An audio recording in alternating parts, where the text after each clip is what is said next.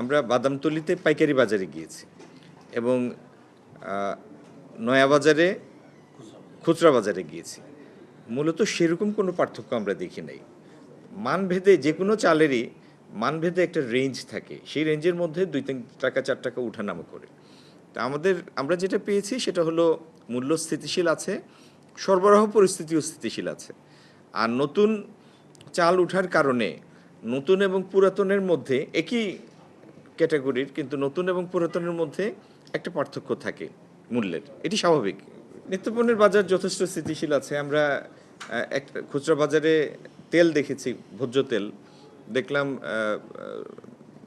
মানে ব্র্যান্ডগুলির সরবরাহ পরিস্থিতিও ভালো আছে, মূল্য স্থিতিশীল। আর একটি জিনিস আপনাদের বলতে পারি যে প্রতিদিন অনেকগুলি সংস্থার মাধ্যমে আমরা প্রতিদিনের মূল্য তালিকা যাচাই করি, প্রতিদিনের অনেকগুলি বাজারের। তো মূল্য পরিস্থিতি আল্লাহ মেহেরবান যথেষ্ট স্থিতিশীল আছে, সরবরাহ পরিস্থিতিও ভালো আছে। আমার পাশে খাদ্য প্রতিমন্ত্রী মহোদয় আছেন। আমাদের হাতে যে মজুদ আছে চাল গমের, সেটি আল্লাহর রহমতে যথেষ্ট সন্তোষজনক। কখনো যদি আমাদের কাছে মনে হয় যে না আমাদের মজুদ থেকে বাজারে কিছু সরবরাহ আনা দরকার, কখনো যদি এরকম প্রতীয়মান হয় অবস্থা ভেদে, তাহলে তৎক্ষণাৎ আমরা সেই গভর্নমেন্টের তরফ থেকে সেটুক ইন্টারভেনশন করব। কিন্তু এই মুহূর্তে সেরকম কোনো পরিস্থিতি নাই।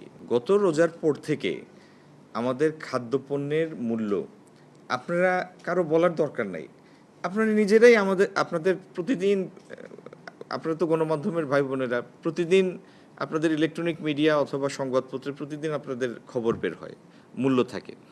আপনি 2-3 মাস 4 মাস আগের মূল্যের সাথে এখনকার মূল্য নিজেই যাচাই করেন, অথবা আগের বছরের মূল্যের সাথে এই বছরের মূল্য যাচাই করেন। খাদ্যপণ্যের মূল্য যথেষ্ট স্থিতিশীল আছে।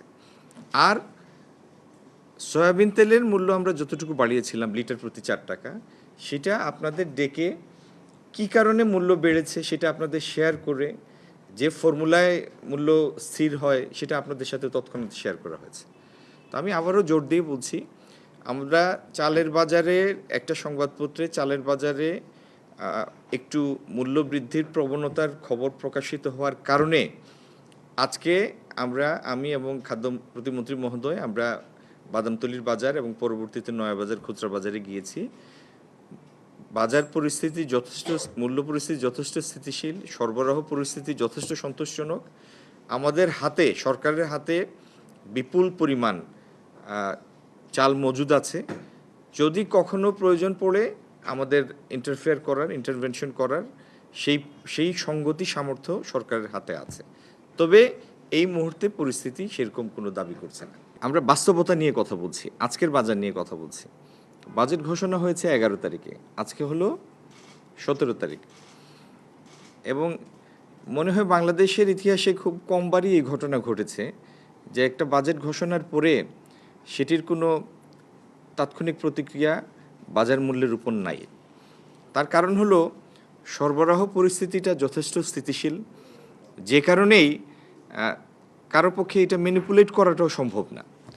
তো আমি আপনাদের সহযোগিতা চাই, যেন আপনাদের সবার সহযোগিতায় দ্রব্যমূল্য পরিস্থিতি, সরবরাহ পরিস্থিতি, এগুলির বাস্তব প্রতিফলন, বাস্তব চিত্রটা আপনাদের মাধ্যমে ভোক্তাদের কাছে পৌঁছায়, এবং সেটি বাজারের স্বাভাবিকতার জন্য সেটি একটি বড় এলিমেন্ট, একটা বড় ক্যাটালিস্ট।